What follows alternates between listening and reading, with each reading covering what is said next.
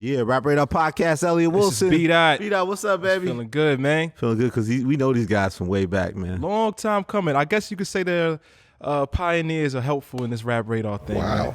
Yeah, man. Remember we used to be... Pioneer. I like my name being spoken with Pioneer. We got Lambo, man. Super manager extraordinaire. Freddie Gibbs, gangstagibbs. Thank you, man. Smoking my What's mama. my ESGN t-shirt, man? right? We gotta make some more. We gotta make some. We're gonna bring that. We're gonna bring those shirts back. We definitely people ask for them every day. So They were sold out, and of course, sold separately is out right now. You know, that was a line from your song "Education" of Bandana, right? Yep. So when did you realize that was gonna be the title of this new project? Honestly, as soon as I wrapped that line, I was like, my next album, I'm gonna call my next album that. So I just was like, but Alfredo came before it. So I was like kind of working on this and Alfredo at the same time. So, you know, but it worked out. What does it mean to you? What did you love that line, and what does it symbolize to you? I was just feeling myself that day. I was like, oh, that's that line hard. You know what I'm saying? I was like, so separately. I was like, that's hard. Three S's. I was like, yeah, I'm gonna title the album that. But you know, life's a gamble. You know what I mean? Well, I definitely take a lot of risks. You know, every day. So you know, I wanted to kind of convey that message in the title of the album for sure. Right. Yeah, well, I wasn't expecting that, like the whole casino thing, like go to a real concept album with it. Like I don't even gamble, my nigga. I was gonna say, you getting your Drake on and stuff? Like, No, I don't gamble. I don't sports bet. I don't do none of that shit. Niggas be like, I spend my money on stripper hoes. Tax the write-off. label rappers here. Hello, I'm thinking the cut. I do not gamble. The album kind of has like a Tribe Called Quest feel, like the Midnight Marauders with like the tour guide and the narration. Like, was that kind of something that you were trying to convey? That's definitely a Lambo move right there. You know what I mean? He injected his creativity into it. You know, he made it real easy for me this time around. All I really had to do was just show up and rap. You know what I mean? But he pretty much came with a lot of these concepts, and you know, the music just made it all come together. You know, it made it all stick. So I read somewhere you said it's like Aliens meets Casino. Yeah, definitely. You know, we like having these dope concepts with our projects because, you know, we don't just want to just give you some, you know, disposable music. You know, I want you to, you know, actually feel this. You know, we got to make it as tangible as possible, you know. How did you land on that, Lambo? Like, what made you come up with some of the casino ideas? I mean, we were in Vegas, I think, for Day in Vegas. Because we had already started the album, and we had kind of been we already had the title and everything. Yeah. But we were in Vegas, and I think it just hit us, like, probably at like 3 a.m, you know? Just like Vegas casino.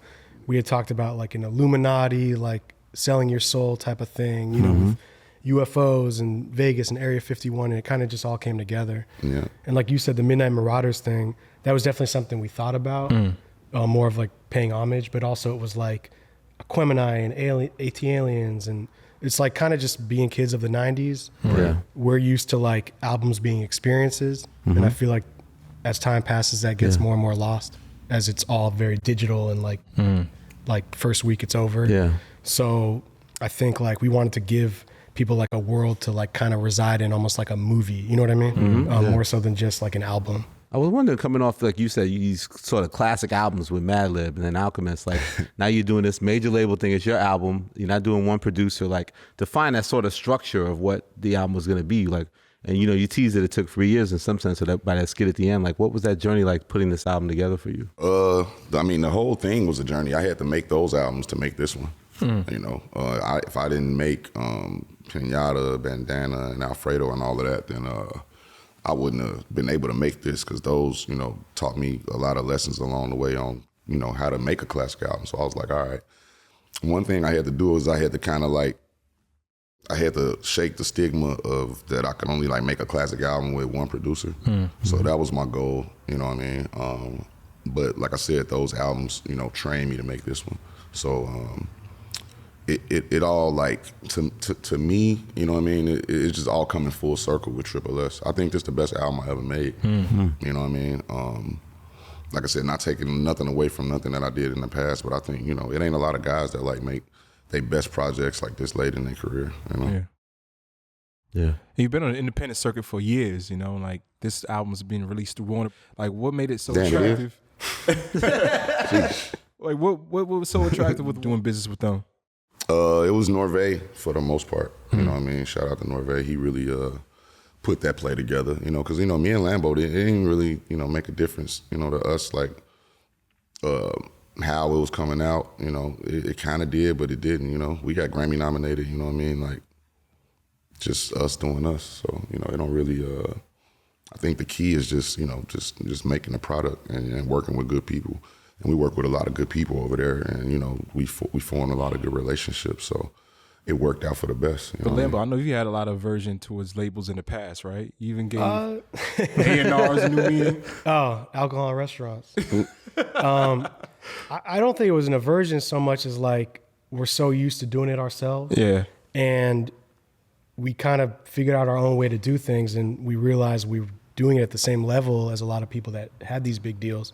So it kind of had to be like, how can you help enhance us more than like get in the way of it? Because I've seen so many artists be independent and go to a big corporation, and you can tell it gets messed up. Yeah. And from the jump, like I told Julian and Norvay and everybody, like that can't happen because we've built too much goodwill with our fans to let that happen. And they were very like helpful as far as just like do what you want to do. You know what I mean? Like we made an album we wanted to make. Like Freddie's not holding his tongue. It's not like he's not being political like in a industry way. It's like this is me. You know what I mean? It's the album I would have made as an independent artist.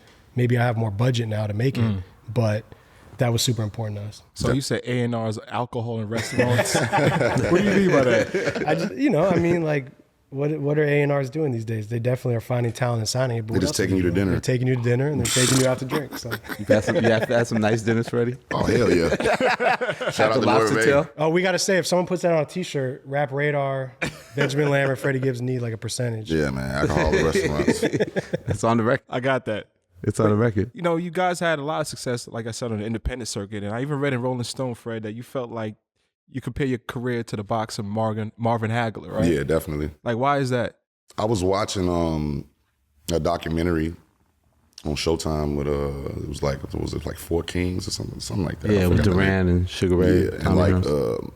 Marvin Hagler's story was probably the most compelling to me because it was just like, man, he was so good, and like everybody was like scared to fight him, but he could never get, you know, title shots. You know what I mean? He'd have to fight. Like it was one fight that he fought. I think it was something like where Sugar Ray Leonard made $10 million that night and he made like 40,000. Damn. You know what I'm saying? And it's like, yeah, and he was on the undercard, and he like, damn, I got to fight this motherfucker to, you know what I mean, to Get to that level. Yeah, to get to that level. So I should be fighting Sugar Ray. Yeah. You know what I mean? And in the end, I think that he started getting the success, you know, with the belts later on in his career. But, you know, he proved to be a real sturdy boxer, man, and he was one of the greats, man. It just, you know, his journey was just different than all the rest of the guys. You know? Yeah. So you feel like you kind of had to go through Definitely. up the ranks. Yeah, man. You know what I mean? I definitely had to. My career path is definitely a unique one when it comes to a rapper. You know what I mean? Especially me trying to find my way in, you know, the early 2000s times when rap was probably a little bit more, I'd say, geographical. You know what I mean? Like where you are from and, you know, things of that nature. They mattered.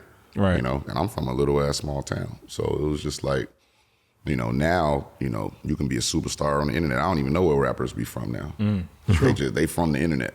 Right. America Online. Yeah, they from America Online. Like, I'd be like, where this dude from? I'd be like, I was like, damn, like, where's like Trippie Redd from? Like, I don't even know. Right. Yeah. You know what I'm saying? Like, but I love the music. You know what I'm saying? I think that the internet and all of that type stuff, it took that out of rap. You know what I mean? And I just had to just go through a lot of different eras to still, you know, be here. But, you know, you got to adapt. You know, the game changes, you know.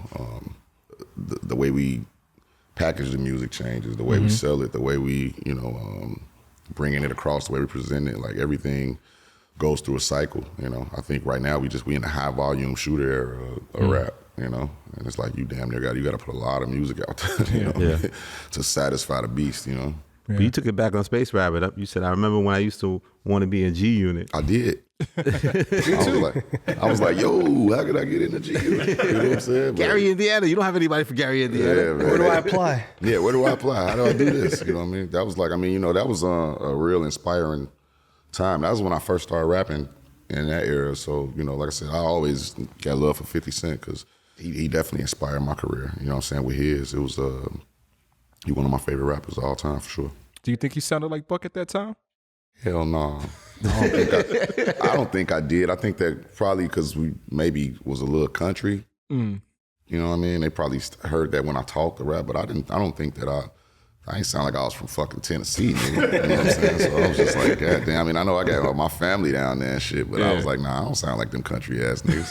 But what did you hear when you first heard Gibbs? Like, people that may not know, like... His demo that I found on this website, southwestconnection.com. Wow. Super random website. Because I was bringing my boss to Interscope. I was at Berkeley. I was an intern. So I would be at school during the school year, in the summer be in the office. But he was like, find me a rapper who's not from LA, New York, Atlanta, or Chicago. Wow. I was like, all right, this is like a puzzle, you know? So I brought him like Chameleonaire, Mike Jones, all that stuff. No, I brought him a bunch of stuff, all the stuff from the Bay, because I was in the Bay. Nothing. Little B, I was like, you should sign him as a solo artist. This is like 2005. No. Bring him Freddie. I found him on southwestconnection.com. It was like a demo. And he was rapping on the Allen Iverson Jules beat. Wow. He was dissing Chingy or somebody. No, I wouldn't. And then he had another You song. don't want that smoke. Freddie don't want that smoke. That's not a rap beef he wants. I don't want no more smoke. I think you'd only been rapping for like 4 months. Yeah, probably like 4 months. Wow. He sounded like Timbaland on another song.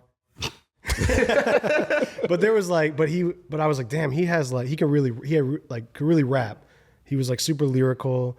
He had like a crazy flow. You could tell it was raw. You know what I mean? Yeah. He'll say the same thing. You could tell I The didn't know beats were what raw, the everything fuck was I was raw. It doing. was distinctive. You heard But there was something yeah. about it. Like he had a really strong voice, and there was a picture of him where he was wearing a Bo Jackson throwback jersey, and he had 2 pistols in his back pocket, in his waistband. And I was like, this is crazy. I was like, Gary, Indiana, and Michael Jackson. Like, what? I didn't know about Gary. Yeah. I didn't know how crazy it was. My boss signed him. I sent him like a demo. I kind of put together certain songs, and then they hit him, and he thought it was a joke. Yeah. I was like, what the fuck is this? I was like, y'all calling me? I was like, yeah, right. Fly And me in. this is the height of Interscope, right? I was like, fly me and my homie out tomorrow then. And they was like, all right. This is Shady Aftermath G Unit. And they flew us out. And then, in like a span of like 4 to 5 months, we probably had a situation. And I was just like, fuck. And I don't think we met for like a year. We didn't. Oh, wow. Nah, he was still in school. And I was just in the office. I think we were talking like Instant Messenger. We would talk on Instant Messenger every day on AOL. You talk about that on Blackest in the Room. You had bars back when Lambo had the CD, your demo in the CDR. Do you remember what was on that demo, like some of the songs? Some bullshit. Nothing good. You know what I'm saying? But it was enough to, like I said, to get his attention and for him to see the talent was there. I think that, still to this day, I'm still growing as a artist and still learning how to do different things and musically. That's why this album, my best album, because I'm at my best. I'm at my peak. Yeah. And I'm gonna continue to keep getting better at it. I don't see myself falling off. I think I can master the art and not falling off because I think I can do this for a long time masterfully for a while. Right. Because you got to think about like how many artists like 17 years into their career are at their best, you know what I mean? And getting better. Yeah. Like, I don't know if that's ever happened. I'm a student of the game. You know? You know what I mean? Like, top to bottom, I'm in the car listening to, like I said, I just got done listening to Kodak Black album. That shit hard. I was listening to that in the car. So it's like, I'm studious to this shit. I'm studying it and I'm looking at it and I'm, I know what I got to do, So I got to kind of know what everybody else doing too. You know what I mean? Not to copy it or anything of that nature, just to be aware. You know what I mean? It's like I compare rap to like sports. Yeah. If niggas in the league is shooting, if everybody in the NBA shooting threes, you gotta fucking shoot threes too, or you gonna lose. Yeah. Niggas are scoring 140 points in a game. You know what I mean? So if you don't score 140 points and you only getting 100. But don't you have to be leery of those trends? I saw you tweeted something, Lambo. You Definitely. said we survived the CD era, the mixtape era, the blog era, the iTunes era, streaming era by being different. Yep. If you see a trend, run the other way. Yep. Correct. But you also, like you said, I survived all those eras by adapting though. You know what I mean? Like, you can't chase every trend, but you definitely got, like I said, you got to adapt to the game. Right. You know what I mean? The game going to change around you or you're going to be out of it. Yeah. You're going to be done, What trends do you see happening now? Like I said, I think the game is going toward this like high volume, a lot of albums out in a year per artist type thing. You know what I mean? I think the experience of the music is, you know, like I said, it's becoming like, you know, it's one and done, like over and done with real quick. It's real disposable.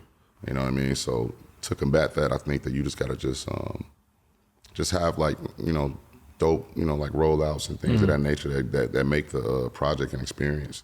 And I think you can still high volume shoot and still do that at the same time. It just got to be a way to tie everything together. You know what I mean? If you're going to put out 3 albums in a year, I think that you just got to make them tie together some kind of way. And, you know, but it can be done masterfully, correctly. I thought it was interesting with this album when I think like you're getting a major label and I see you in the studio with Pharrell and like, oh, Freddie's going to get with all the big producers and he's going to try these different sounds. And then we get the album and it's pretty much the elevated essence of Freddie Gibbs. Like, yeah, I just really, I let every producer and every rapper on the album, you know, I set the tone, you know, for what I wanted. And, you know, I kind of like brought them into my world, to be honest. You know, I did what needed, I put the clothes on that fit me. You know what I mean? Like I didn't go and try to, you know, do something oversized. Like, you know, I tailor-made this thing to me. You know what I mean? If it was a producer that I worked with him until I got what was needed to complete this. You know what I mean? And that's how it went. Is it draining that people seem like they really connect to when you get real dark or introspective, or you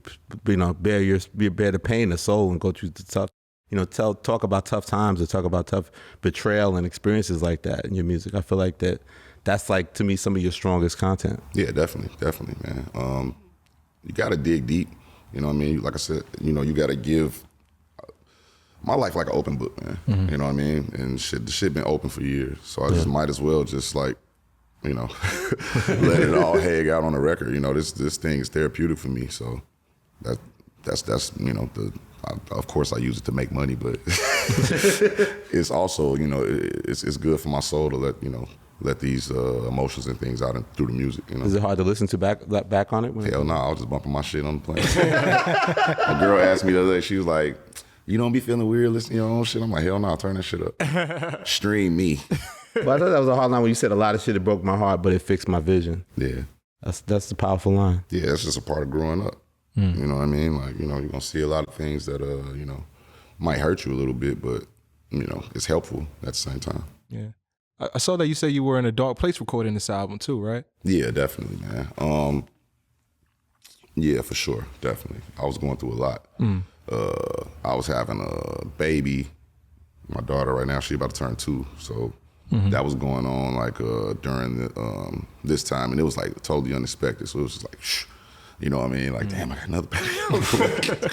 Damn, you know what I mean? So that right there was kind of, you know, a tough thing to deal with. You know, I lost a couple close friends in that time period. I was shooting a movie, you know, like, you know, learning how to, you know, act, you know, on the spot, right? You know what I mean, and really digging into that role, and you know, trying to perfect that as well as recording this album. You know, in the middle of a pandemic. In the middle of a pandemic as well. Like I couldn't even go in the delivery room when my daughter was being born because of the COVID. You know, it was like either me or her mother. You know what I mean? Wow. So it was just it was a, you know, it was definitely a tough time. But I think that you know, God sorted it out the correct way and let me, you know, put it out in the music. So I'm happy about it. I ain't tripping. Also saw that you re-released Triple S as a deluxe. Yeah. And you put out the Triple S exercises on there, like Black Illuminati and all the other, like the joint that you did over Nas's project. Yeah. Nas's song. Yeah, Big Boss Rabbit. Big Boss Rabbit, that was one of my favorites. Yeah. Why did you decide to do that? Just because they felt like they didn't get the shine that they deserved? Nah, that's record label tactics. That's how you make the... It's a bonus, not a bonus. Speak to that Lambo. Those streams look good. It's like It's a streaming game, to baby. keep the hotel theme. It's like housekeeping. Yeah. All this laundry's everywhere. Let's all put it in one basket. You know what I mean? So it's like you might have heard the album but not heard the Lucy's. We call them premium Lucy's. You know what I mean? Yeah. Right. These Lucy's might be better than somebody else's album. It's like with the streaming era, it's like shit. I could re-rock Triple S like 3 times. I can give you like 2 or 3 versions of this motherfucker. You want Triple S, blah, blah, blah. You know what I mean? Like the bonus, the triple deluxe, what you want. Quadruple X. Yeah, quadruple S, what you want. You know what I mean? Like we could re-rock this motherfucker a couple times. That's the good thing about You know, like I said, this high volume music shooting era. You know what I mean? Like I can make 3 new songs tomorrow and be like, hey, you want this version? Like niggas be changing their album the day it come out and shit like that. So it's just like, you know, it's you know, I love it. Also got like, you talk about the new versions. You also kind of like pay homage to the old version of songs. There's a lot of interpolation on this project, like on Pain and Strife, Decoded, like interpolating Bone Thugs, 50 Cent, How We Do. Yeah. Like, was that your intention to kind of take those old joints and kind of repackage them? Yeah, I mean, it show you where I come from musically. It show you what I listen to. It show you, like I said, that I'm a student of the game. You know what I mean? You hear that in the music. You a fan of that stuff, and you like, oh, okay, I see where he going with that. And I feel like another thing that I'm doing is paying homage and showing like younger guys, you know, what that stuff is. So they hear me say it and they hear it on another record and they're like, oh, damn, that's where he got that from. Or this was this. You know, we all, you know, all this music shit sticks together. You know what I mean? So I was having a conversation with my big homie, Richie Rich from the Bay. And he was like, The OG? oh, yeah, of course. Okay. And he was like, man, you know what? You know why you so good at rapping and why we do this shit to perfection like this? And then I was like, why? He was like, because we was raised on music. We weren't raised on rap. You know what I mean? Like, a lot of guys these days, this new era guys, they kind of raised on rap. You know what I'm saying? So, you know, I think that just like even with the stuff that what Puff was saying when he was saying that shit, like R&B is dead and then Usher got on his ass. I was liking that shit. I like what Usher got on his ass about that shit. Right. Because the truth, like Usher said, like everything come from rap. It wouldn't be no rap without no R&B. You know what I mean? And stuff like that. So, you know, all of this stuff comes together. You know what I mean? I remember I used on a bandana, I used like a Master P line or something like that. They got on my ass. Master P hit me Fiend, about that right? shit. Oh, Fiend line. Yeah. Yeah, I said on the intro freestyle shit or some shit, I said, don't hit the trap if I don't got it. My weed habit so close to snow powder. Well, No Limit Records hit my ass. He's like, No Limit Studio, who this? This P? Yeah, this P. Yeah. Like, I'm just paying homage, bro. Yeah, I'm like, yo, Homage, bro. I'm like, I'm just paying homage, bro. But don't, you know what I mean? But speaking of Puff, though, he didn't like when you paid homage on gold rings? I heard you say he didn't like it. Yeah, that's Puff, my nigga, though. He just, he was, I was letting him hear the album early. And he was like, I don't like that song. And I was like, why, nigga? Niggas like it. He was like, you talking about the bitch on the song too long. It's a story. I was like, all right. Puff was drunk, man. This was 4th of July. It was a party atmosphere. Yeah, he probably hear it now. And Allegedly. Hard, you know what I'm saying? So Pusha T did his thing on that song, though, man. Shit. that's like one of the verses of the year, I think. Yeah, absolutely. Talk about paying homage, though. I saw on Twitter that you shouted out a lot of people from Gary, Indiana, for the Midwest. I think you're definitely like the biggest rapper out of Indiana, but you also said the Grind family. No. Indianimal. Hell no. You know, you got Grind family, Thugged Out, CCA, Rick Gilla, and The Godfather, Finger Roll. Like, why was it important to like pay homage to those guys? I mean, you know, shit, they showed me that you can make rap music coming from where we from. Those the first guys that had like packaged up CDs, music, things of that nature. So I was just like, damn, you know, if they could do that, then what's stopping me from doing that? So, you know, it was that was the inspiration right there, you know? Yeah. Your father's the one that introduced you to rap, though, right? Yeah, hell yeah. My dad, yeah. Shout out my dad. My dad introduced me to all forms of music, period. If he was listening to it, I was listening to it.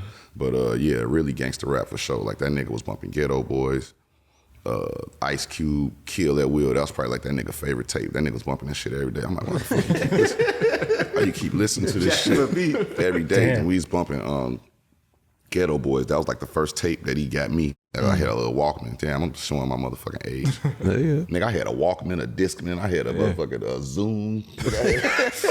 Zune. Mini disc I player. had a mini disc, nigga, an iPod. Discman I had all Sport. You buying singles? He got me that Ghetto Boys tape, and I remember because I was scared of that shit. We can't be stopped. We can't be stopped because there was a midget on the motherfucker with his eye shot out, Bushwick Bill. I'm like, what the fuck? So it was like, you know, them motherfuckers was like, Scarface, Willie D, and Bushwick was like comic book characters to me or something like that. But it was like real life shit that was going on, you know what I mean? And I was like, that's why, you know, shit, I've been hooked on their music, you know, since shit, 4th grade. That's what we both bonded over really originally was Ghetto Boys. Ghetto I feel Boys. like. If you from Gary and Chicago area, like Scarface is like God to you. You know what I mean? Well, from my era, you know what I mean? Like that was like he set the standard of rap. It's like he the best gangster rapper ever of all time. So it's like, all right, you can get in there and bar up with Scarface, and yeah, you got some. Is that why you decided to close the record with Decoded? With him? Always. I mean, shit. Anytime I can get a chance to rap with Brad, I'm gonna rap with him. You know what I mean? That might have been his last verse. When I he didn't even know he was on the album because he forgot. He forgot. Lambo got that call. I got the fucking call. He said, "What the fuck am I doing?" He's like, "What is this shit? I'm on your album." I was like, "We did that shit like a year ago, and I'm putting it out." He was like, "Nah, no, I didn't. I'm done rapping, man. I don't want you to think niggas think I'm out of retirement, man. You gonna have niggas calling me to get verses and shit, man." And I'm like, "Man, all right, man, I'll take it off." And then he was like, "Yeah, take that shit off. I ain't clearing it." Then he called me like an hour later. He was, "Oh yeah, I forgot, bro. You right, bro." I love Face, man. That's going back to your father. You know, congratulations to him. He beat cancer. Yeah, definitely. You know, he talked about that on the project. I know you guys were estranged for a long time. Like, has your relationship gotten better? Oh yeah, we good now. Okay. That's just growing up as men. Taking different paths and just being on my own. You know what I mean? But we good though. Me and my dad, we ain't never not like this. Okay. We could be mad at each other. That's anybody in the family, but we ain't never not like this. We ain't never locked in. If it ain't, if it weren't for him, it wouldn't be no me. Right. So, we all, we can agree to disagree. Being that he's a singer in the Shy Lights, you been to his shows? Nah, you know what? Before, but I need to go to some recent ones, man. This, I've been so busy, but they about to be doing like some residency thing in Vegas, so I'm about to be popping up to that, man. I love seeing my dad do his thing, man. It's that's always, been his dream, and I feel like he put a lot of his musical stuff to the side, to struggle and, try to raise his kids and, just being in Gary, Indiana. And, so I thank God that God put me on the path to do this because, I feel like my dad kind of living it through me too. So I love that for him. And Mom's made the album too at the end of Grandma's Stove. Don't remind her, dog. She already hit. She like, do I get royalties off of that? She's doing public appearances, club walkthroughs. I'm like, damn, yeah. I'm like, you want to do it? Yeah. What the fuck are you shooting? When my album coming out? You might as well make an album. Everybody make it one DJ. Word. And what about LeBron James, man? I saw he's bumping the project too. That's crazy. Everybody was like, how about you pay LeBron to do that? I said, how the fuck am I pay a billionaire nigga? Nigga, I don't have enough money to give him to do nothing, nigga. Right. So, I mean, he just genuinely liked the music. And it's crazy because I saw him during Super Bowl, and I didn't think he liked my music. I didn't know, you know what I'm saying? Like, but we both Midwest niggas. So I know he kind of knew something. I don't know, but he'd be bumping niggas' music, and I'd be like, why you bumping that? Like, turn that shit off, LeBron. But, I ain't know if he fucked with the music or not, you know what I'm saying? So when he told me at Super Bowl he fucked with, first of all, the nigga's huge, a huge human being. He was standing behind me. I was like, what the fuck, nigga? Like security, I'm not no little nigga, you know what I'm saying? So motherfucker, a gargantuan nigga like that, you like, hey. He like, yeah, nigga, I like the music. I'm like, thank you. I'm glad you do. Glad you do, sir. But yeah, I love LeBron for that. I appreciate him for that, for real. Is Dionne Warwick a fan? I saw you and her on a plane. Man. I sent that picture to my mama. She was like, what? That was like, I sat down next to her. We was both on the plane, and I was like, man, I don't even want to. I'm like, this Dionne. It was just a coincidence y'all was sitting together? Yeah, we were just sitting in first class, sitting together. I was like, damn, I'm sitting next to Dionne Warwick. I didn't even want to bother her. She said something to me, like, I don't know, asked me to grab something for her, put a bag up, and then that's the conversation just sparked, and I just being a gentleman, Freddie. See? Of course, that's what friends are for. That's Dionne Warwick, man. I was just soaking up whatever she was saying. I just sat and listened. I didn't say a word. I was just totally polite and just, glad to be in her presence, man. That was amazing. Word. Well, what's the conversation about, man? I ain't telling you all Come that, on, man. It's the Radar Show, man. Dionne Warwick dropping news. You know who you would tell? Not this podcast. I didn't even really tell her I even did music, man. Oh, you did? I was really just talking about like life stuff with her. I didn't say, yeah, I'm just rapping. What I look like? How the fuck I look promoting myself to Dionne Warwick? Fuck, she gonna be like, oh yeah, baby, I'm gonna stream that thing right now. Pull it up on my phone. I was just like, man, I'm from here. I'm just a young man from here. She obviously knew I was a well-to-do nigga. I'm sitting in first class with her. So I ain't have to tell her I did shit. You know what I'm saying? I was just, I'm up here doing my thing. You know what I mean? Speaking of what to do, like to go back to Jerry a little bit, Lambo, like how do you think you look back at it now? Like how did you guys overcome all the adversity? Because artists talk about being blackballed, right? Yeah. But it's a fair. You niggas are crazy.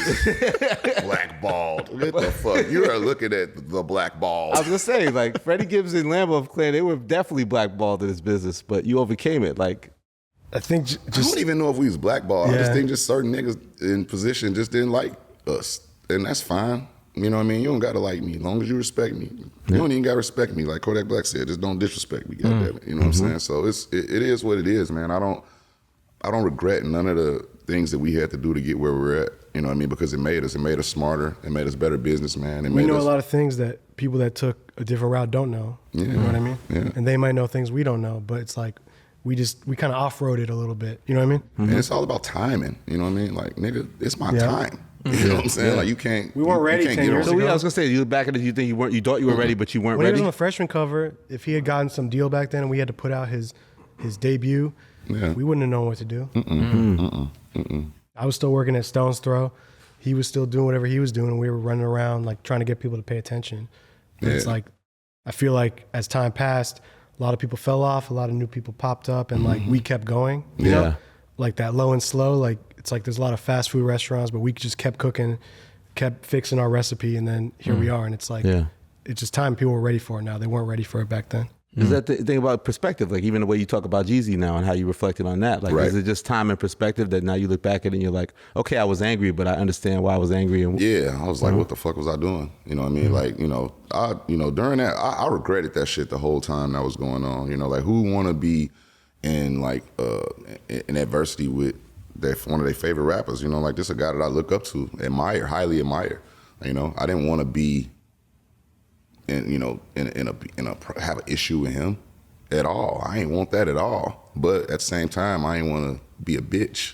You know, I ain't want to look small. You know, and maybe that was that train of thought or that form of thinking was probably immature of me at that time. And I'm man enough to look back and be like, you know what I mean? I could have really just shut the fuck up and put my head down and kept going. I was gonna get here anyway. This shit was written. You know what I mean? And I learned that a lot in the game, you know what I mean? I shouldn't have burnt that bridge then. But, I'm glad that, we in a cool space now. We cordial, so that's great. That's all that matters. That you wrote that verse down before you had ran into him, or was it connected? Yeah. You already recorded it? Yeah, that was already done before I even seen him in the airport. Wow. Yeah, so I wasn't, it wasn't off of the experience. I was just like, I kind of got to say this, you know what I'm saying, on this album. I can't wait no longer. Yeah. They got to come out like now, so that's how I felt. And that felt good to get that shit off your chest, you know what I mean? Because, nigga, you beefing with all them goddamn Young Jeezy fans, nigga, you don't want that. Fuck you, you don't like Jeezy. Like, I love Jeezy, even like through the shit, I never stopped bumping the music. I never stopped. His new shit hard too. He got some that shit. new shit is hard. I love that shit. That shit I is feel like he's really his fire, like with that joint with drama, and and like, it shows, you know what I mean? Like you said, he getting back in his bag. And, it was times where I didn't know if he was on that same, Jeezy shit again. And I was wrong, you know what I mean, for not thinking that. But that nigga definitely on this shit. And, he one of the greatest of all time. And I salute him, forever. You know what I mean? No matter what, he don't got to say a word to me. You know what I mean? But I'm always going to, big him up any chance I get now because, he was a part of my journey, Yeah. Talking about that journey, having like someone like Lambo in your corner as your manager and voice of reason has always been important to you. Oh, hell yeah, I did. Nigga. Like, how do you do it, Lambo? That wasn't my question. Lambo had a full head of hair before he said. But on Black Illuminati, you talk about you were in a car accident, right? Yeah. Can you talk about that? I got in a car accident in like 2013, I think. Yeah. And it was bad. It was bad. I broke both of my shoulders. I got metal plates in my shoulders. Wow. Yeah, that's probably one of the worst days of my life too, because it's like, I'm like, fuck, damn. How am I gonna do this shit alone? You know what I mean? Like, I don't even know if I want to do it. If he is badly hurt. Yeah, on the lyric you said if he didn't survive, this thing could have been over. Yeah, I probably would have went back in the streets. Wow. You know what I'm saying? Doing what I had to do, because it's like, I don't know, not for nothing, man. Like this my best friend. You know what I mean? Like this ain't just somebody that I talk to every day and work with. Like I talk to this person every day when I wake up. So for him to be in that situation, like hurting like that, I'm like, damn, like what do I, that really mentally, took a toll on me as well. I know it was a physical thing for him, but I was just like, damn, man, like I don't know, I wouldn't do it with nobody else but him. What happened, Lambo? Someone hit you or? I had a seizure while I was making a left turn. What? I never had another seizure. It's like one time thing. I think I was dehydrated or something. Wow. And someone was in the car with me, so they grabbed the wheel and turned the car, but I crashed into like a fire hydrant. Yeah, shout out to Britain. Yeah, Britain. Saved my life for real. I was just at lunch during work. And it was bad. I woke up in the stretcher. Oh, wow. Yeah. It's 20, so you have 2 metal plates. Must be a bitch going through the airport, right? It doesn't really set anything off. I got a card from the doctor, so... you need to get anything through. I'm just kidding. Just kidding. Lambo got in an accident. It was fucked up because like that same day, I ain't gonna say the niggas' names, but it was niggas hit me like, "Oh, who gonna manage you now?" I'm like, "Damn, bitch ass nigga, you already putting their putting their shit in. Like you shitty ass niggas, you know who the fuck you is." And when I see y'all, I don't be having no holler for y'all. Lambo might speak to y'all, but I'll be like, "Fuck you, nigga." I'm always cordial. Yeah, he cordial. He's a good cop, bad cop. I'm non-confrontational. You know what I know? That's really important. Well, I was gonna say, how do you manage that when Freddie gets into all these volatile situations? I feel like, where's Lambo, and how does Lambo stay away from? It's like yin and yang. It's like you gotta separate the pimp from the bun, or whatever. We do. We that's why it works though. We live differently. It's like. But then you see when this motherfucker get mad and I gotta play the night. When when's the last time you put Freddie in check? Nah, but we doing negotiations. He be the dog. He fucking with the people. You know what? Fuck you, motherfuckers. That's and they like, Freddie, why is Lambo we had lunch last week. You were like, amazing. I'm telling him, I'm like, hey, I don't know. You know how these guys are, man. He's high strung, man. He's on that coffee, man. You know what I mean? Coffee. He's off that coffee, dog. I don't know. Sipping on those beans. I don't know, man. You know how he is, man. Just give him a couple days, man. So. But how do you have those tough conversations with each other? Like it doesn't. We've been doing it for so long. We've been doing it for so long, man. It is what it cuss is. each other out and get off the phone. We might not and be talk right for back. a day, and then we get back to it. Right back. We don't never be like that. You know, we're not trying to stop what we're doing over some like. Yeah. But we don't lie to each other. If we don't like something, we just be like, I'll hit him. I feel the vibe. He'd be like, and I'll be like, he know when I don't want to do some shit. Like, but he know when it's beneficial for me because I know he's not gonna bug me about some shit that is not beneficial. Like, okay, like case in point, Pain and Strife on the album. He gave me that beat at the beginning of the process. Love the beat, amazing as fuck. I didn't know what I could do to it. I was like, man, I don't know. That ain't giving me what I need right now. Leave me alone. He kept bugging me with this fucking song. every fucking day to the last day we was doing it, and I did it. And I was like, oh, this shit came by heart. So you know what I mean? So he ain't gonna bug me. Pick my spot. Yeah, he gonna definitely make his point known. Like, yo, man, we need to do this. So, But one final question in that vein, Lambo, does Freddie's lifestyle concern you at times? I mean, that's my friend and brother, so I just want him to be safe and healthy. But like, he got to live his way, and I got to live my way. Like, he's an adult. I can't hit him every time he says something I don't agree with. He's not going to hit me if he doesn't agree with me. It is what it is. Like, we're different people, but that's what works, you know? Mm-hmm. It's like I said, like, first the Fat Boys breakup. Every day I wake up to see what he said on Twitter. Freddie, why is social media such a challenge for you? Like, why do you love to stir things up in that challenge? You make me seem handicapped. Such a challenge for you. No, it's not anymore. He's back on Instagram, man. Are you back?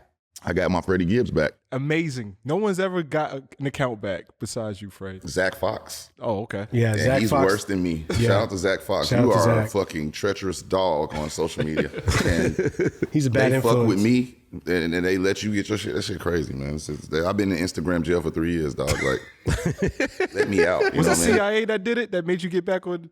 When I see it, when I shouted them bastards out, crack Instagram and AIDS, I said, hey, that's a song. They took it out of context and gave it back. Yeah, gave it back. They fucked up. You know what I'm saying? But Zuckerberg, the metaverse, y'all look, I'm kicked off Facebook. Yeah.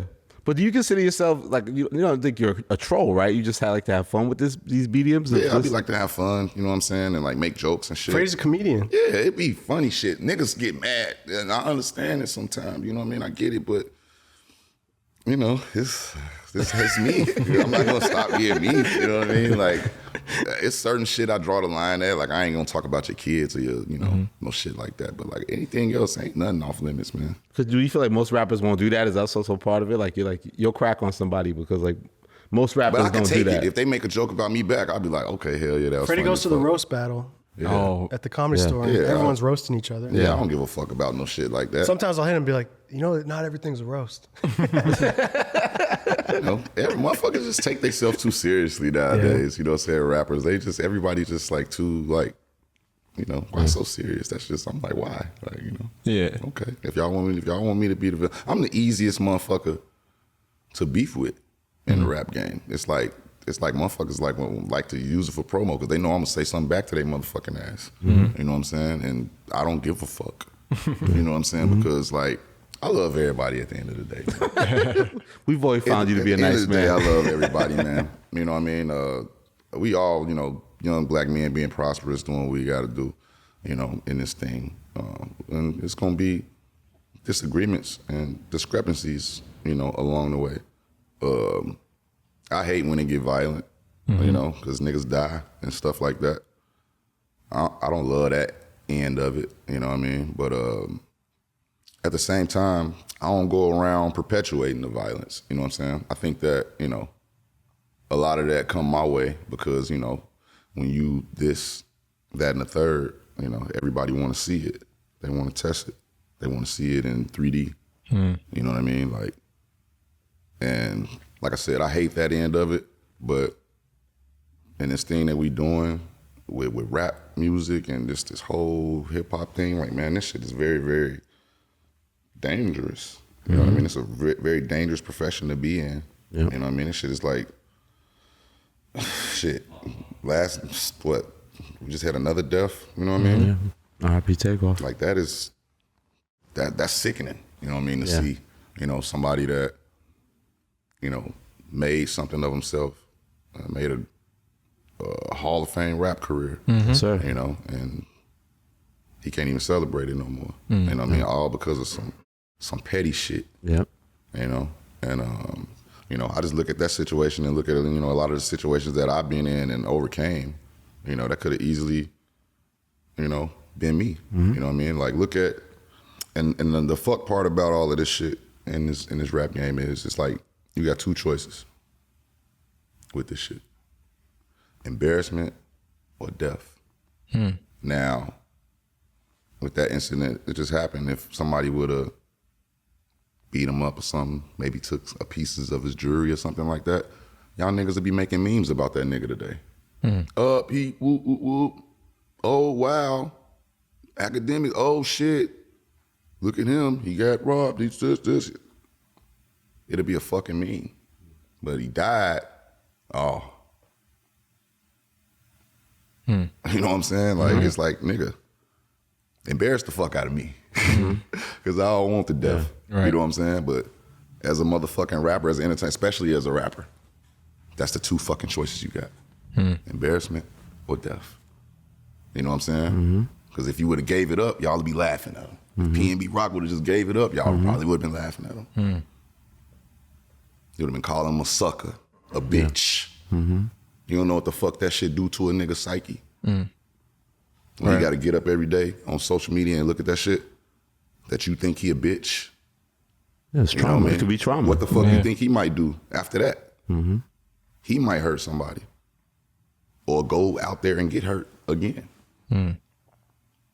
So, man, you know what I'm saying? Like, nigga, we really gotta, you know, with this rap shit, we really gotta start corralling each other, really, you know, shit, taking each other in and really being a community, man. You know what I mean? Because we not. We all against each other.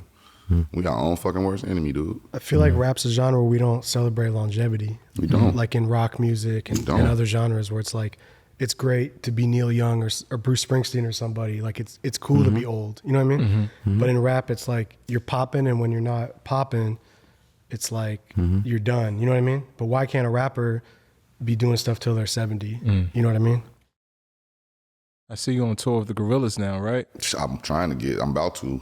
About to be a fucking rock star. Fuck this rap shit, man. This rap shit dangerous. I as thought you fuck. leaving us for Ain't acting. nobody fighting at no rock concerts. Ain't no shootout after no gorilla show. Ain't none of that. You know what I'm saying? Ain't nobody getting robbed. Like the gorillas ain't embarrassing me, buddy. Nah, hell no. I'm good. I will rap with them motherfuckers all day long. For real, all day. So just doing spot dates with them. hopefully we about to put that together though. You I popped love out with them in I popped out with them. Norway? Yeah, man, I'll go on tour with Guns N' Roses, nigga. I don't give a fuck. Let's do this shit. We've always done stuff outside the box. Yeah. Like we were always embracing other genres and like alternative audiences and media and stuff since the beginning. Right, It was by design, you know? When you had that the incident overseas in Europe, you know, during the case, you had a lyric that you said something about the warden put you in the hole for not rapping for the guards. Was that pertaining to that? Yeah, so I was in what jail? It was the Sace jail in like South France or whatever. And then like the French, like they woke me up one night and there was like 3 of the COs and they was just outside the cell, just like on their phone, Googling me or whatever the fuck. And it was like, oh yeah, you rap. They was trying to make me rapper. Yeah, they was like freestyle. I was like, what, nigga? I felt like this was like some straight Sambo, Jim Crow type shit, my nigga. I was like, they was like, yeah, freestyle right now. Freestyle. I was like, You don't even speak English. I was like, suck my dick, nigga. They speak, now them motherfuckers speak English. They speak English. They speak English when it's convenient for them. Gotcha. You know what I'm saying? When you want to talk to them and they be like, oh, I don't know. You know what I'm saying? Like, but they speak English when they need to speak it to you. When they want to get their point across to your black ass, they be like, hey, nigga, guess what? Rap, nigga. You understand that? You know what I'm saying? And I was like, nah, y'all niggas suck my dick. They said, oh, suck your dick. Oh, yeah. Go to the hole. They put my ass in the hole. Politely tell you to go to the hole. They kept coming like, you still want to suck dick? I said, yeah, suck my dick, nigga. Fuck y'all, motherfucker. So you was at a French hole. The French hole. Ugh, that sounds real. Sounds crazy. Definitely was in the fucking hole. This shit, it's the same. Motherfuckers ask me, how's jail in Europe? Is it different in America? No, motherfucker, jail is jail. You can't go outside. Yeah. Nigga. How's jail? It's jail. Yeah. Right. It's whack. It's whack. Whack, nigga. I'm not sitting in jail, nigga. I have a Maybach. How's Hollywood treating you? Starring you on me. Oh, Hollywood's great. Okay. It's definitely great, man. Hopefully, I shoot some more. I want to shoot a movie with Don Cheadle. That's my favorite actor right now. Finally. Twins. Look, every day I text him, I'll be like, every time somebody say we look alike, he's so tired of that shit. I'll show you the text message on my phone. He be like, I'm tired of this shit. He said, look, nigga, we gonna have to do a duel, old school duel, because we can't be on the earth together no more. I said, all right, if I win, then you got to let me play War Machine, nigga. That'll be hard. Yeah, it's hard. They need to just throw me in there as his little brother or something. Baby War Machine. That'll work. Put me in that motherfucker, dog. Let me put on the nigga. Come on, let's do it.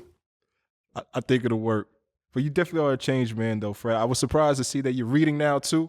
Nigga, what the fuck you said? You surprised That was such a backhanded question. No, if a white man would have said that to me, I would have been like, hold on. You just learned how to read.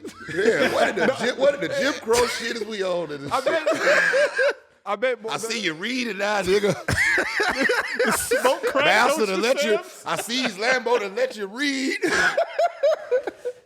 They gonna be making memes out. They gonna be putting us like Samuel L. Jackson and Leonardo DiCaprio. I want to hear how he cleans this up. No, I was gonna say clean that shit up. because you said that the book that you were reading was life changing. Specifically, the book, The Ethical Slut. I didn't heard about. It's a great book. Okay, so yeah, I just want to know how life changed. Get the book, man. Read it, nigga. B-Dot's book club. B-Dot's book club. Available now. Hey, yeah. Now we gonna start B-Dot book club for sure. We gotta have a spelling bee or something to Yeah, settle this. yeah, we gotta do something. We gotta have a don't spelling bee since you think a nigga can't read. I know you could. Nigga, you know I was a spelling champion in 2nd grade, motherfucker. Let's go. Nigga, I was an honor student. Give him a word. Give him a word. B-Dot Nigga. to spell.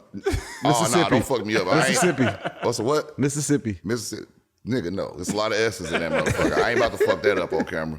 I fucked up a bad, easy ass word and lost my spelling bee champion crown. Really? In 3rd grade. I was the 1st grade champion, the 2nd grade. I was the kindergarten niggas. I was beating them What word niggas' was ass it? too. What word was it? I'm embarrassed to say. You were young. I was a third grade spelling bee. I was supposed to be the royal champion nigga of the world. I was gonna go in there with them white kids on ESPN and ships. What's the shit? Y'all niggas laughing, but I was about to be the spelling bee champion of the world, nigga. And then I lost on that word and I was discouraged. What's the first letter? The word was grammar, man. Grammar. Easy as fuck. Wow. They was like, this was for the championship. They was like, spell grammar. I was like, oh, fuck y'all. I got this. Grammer. They was like, and I was like, oh, fuck, I fucked up. Mental mistake. Fucked off my whole spelling bee career. If only Nelly had been out, he would have known. Damn. Yeah, see, yep. Every time I looked at that album, I was like, damn, I fucked that word. Trigger warning. Dumbass, nigga. But we definitely loving Triple S though, man. So, Thank so you. separately. And I'm reading now and You shit. reading now? Reading now. Eyes read now.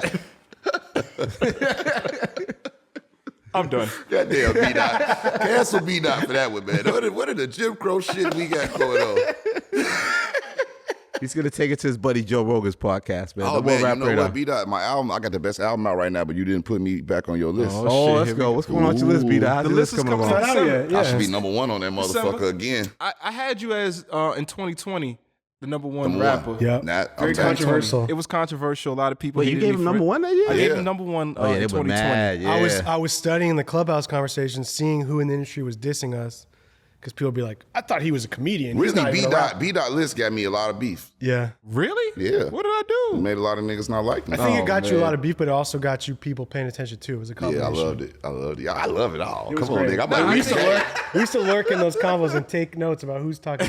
Like, I think definitely Lambo's 2020. keeping score. He was like the best rapper. He had the freestyles. You had the album. Yeah, I think he was you put a lot of attention on me. You put a lot of attention on me. I like the niggas. That was a was great really album. mad. LA Leakers freestyle. You were checking off a lot of boxes that year. You know what I'm saying? So I think that had to be recognized. I think I checked all the boxes this year, and I should be either number one or number two or something like that. I think the album's definitely in the He's only, conversation. he's only accepting Kodak I'm Black only, ahead of him. either the only person over me is like Kodak Black. You know what I'm saying? I like Lil Baby album. Nah, yeah. I would say, to be fair though, I'm gonna be in there. I'm gonna be on your list. I'm not worried about no, it. As long as I'm on it. the album definitely makes some. I just think that from the top of the year till now, you were kind of cool for a while. You know what I'm saying? was chilling. Musically chilling. So it's hard. I was to, recording the album, nigga. I'm sorry. And reading. I was reading. He was reading.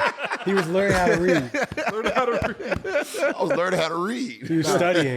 This is definitely one of your best projects. I'm torn Yeah, between Alfredo and this as. Yeah, I think that this is probably the latest we ever dropped in a year. Yeah. We usually drop earlier in a year, so I think that this kind of gave us a I think little Fetty something. was October, but that was like Yeah. Freddie Fetty into I like it like that yeah. though, because I feel like you end the year on a great Yeah. note. You know what I mean? Going into 2023, I'm still gonna be the best nigga with the best album out. So I like that though, like the fact that you want to be the best. Like, a lot of rappers are just, I guess you could say, in it for the check. They're not competitive. You want to be the best. yeah, I want to be one of the. When you talk about best rappers, I want to be one of those. You know what I'm saying? Like when I'm done rapping, like I ask myself every day, I'd be like, yo, when you finish, if it's a rap Hall of Fame, would you go? I think I'm gonna go. So that's that's the standard I live by. First ballot. Yeah, first ballot. Yellow Jacket, goddammit. Reading. It's fundamental. He's never going to leave you alone with that. I'm never going. I'm about to get on Twitter. No, not social media. No. I'm about to get on Twitter. Freddie, you're going to damage the Rap Radar brand, man. I'm trying to build something here. I'm about to make that meme with Samuel L. Jackson hugging Leonardo DiCaprio. Like B-Dot said, they let me read, nigga. That's it. I love B-Dot, man. Oh my God. Oh man. We love you guys, man. Way back till now, man. Man. Austin, Texas days mobbing in the Man, streets come till on. now. Oh my God, bro. Drinking Long Island iced teas. Ew, that was so ghetto. We were so ghetto back there. We were doing all these. Roaming the streets. Doing like Roaming the 8 streets. shows in one day. Yeah. It was. For free. 10-minute sets. Bunch of musty ass niggas in a bar. Eating bad barbecue. Eating bad barbecue. Yeah, it was some bad barbecue down there. It was bad. It was making your stomach hurt. They got some good shit down there too. Though, but We didn't know at the time. we didn't know at the time. We definitely didn't know. I be in Austin a lot too. I be doing comedy shows down there. Wow. Comedy too. Oh yeah, Joe. I saw some You of the. got to come see my stand up. That's why I really talk shit about the rappers. We gotta do man. another one at the Comedy Store. Because that's no holds barred. Are you gonna battle T? Is T.I. doing comedian stuff now? No, we not doing a goddamn comedy battle. It's battle, man. You Hell T.I. no, they got rap battle, none of that shit. Shout out to T.I. I like what he doing, but nah, I ain't doing no motherfucking. But I saw some of the because you get a lot of critical acclaim. It might have been don't know if it was Pitchfork, one of those things. They were mad because you had Joe Rogan and all the comedians and the skits and the segments. Like, you're ruining this classic rap song with Joe Rogan at the end. Oh, fuck them niggas. Joe Rogan, my nigga. But look, the black community owed me for going on Joe Rogan and letting him know, like, hey, nigga, don't say nigga no more. That's my did nigga, that for us? Yeah, I did that for us. Y'all niggas don't never give me my credit, nigga. I'm making strides for the community and shit. Reading and shit now.